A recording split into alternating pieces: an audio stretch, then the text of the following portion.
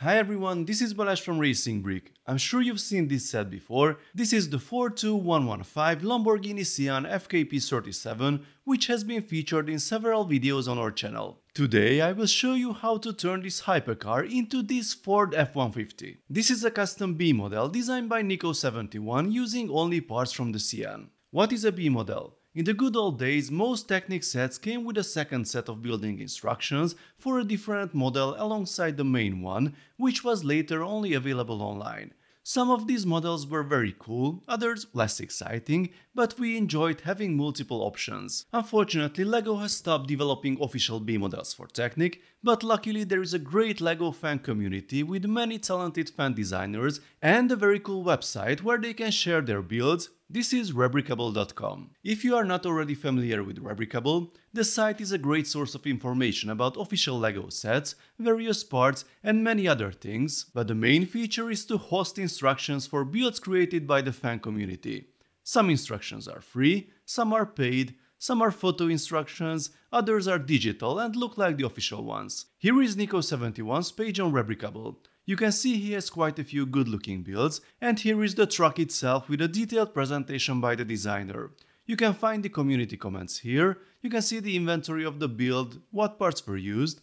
Rebrickable could help you buy all the parts you need, but since it's a B model, it's not that relevant right now, and here people can upload photos of their own builds. You can find a link to this product page below and in the pinned comment. Before we look at the build, a little clarification. This video is the first part of a series. It is sponsored by Rebrickable, but not by the designer. We buy the instructions if needed, and either myself or someone on my team builds it. Rebrickable has no control over the content itself, but be warned.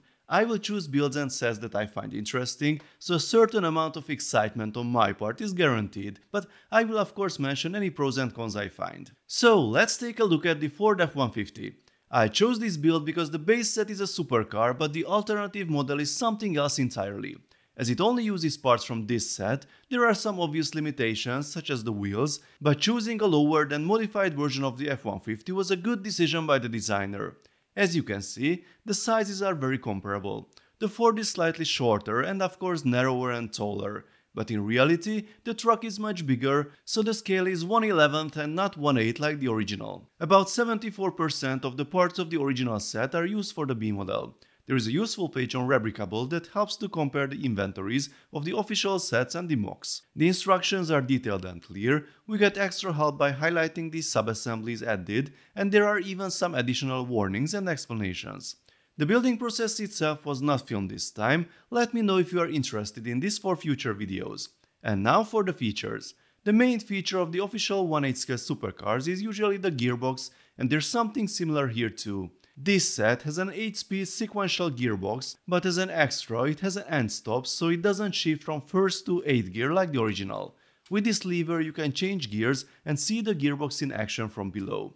There is also a DNR selector switch that allows you to engage forward, neutral and reverse gears. The effect of the gearbox is visible on the V8 engine hidden under the hood. Unfortunately the pistons are somewhat difficult to see. The F150 has a proper 4x4 drivetrain, unlike the smaller Raptor from LEGO a few years ago. Both axles have a differential as you can see. At the front we have double wishbone independent suspension and live axle at the rear. You can clearly see the difference between the two solutions. I will come back to the suspension in a moment, but first let's take a look at the rest of the features. There's hand-of-God steering with the knob located here, and the steering wheel turns as well. Due to the weight of the model, steering is possible when the truck is moving, but at this size it is not really a play model anyway. We have 4 opening doors, this time without a locking mechanism. You also have to be careful when you close them because they are a bit wobbly. The interior is nice and detailed, we even have a glove box and a folding armrest in the back row.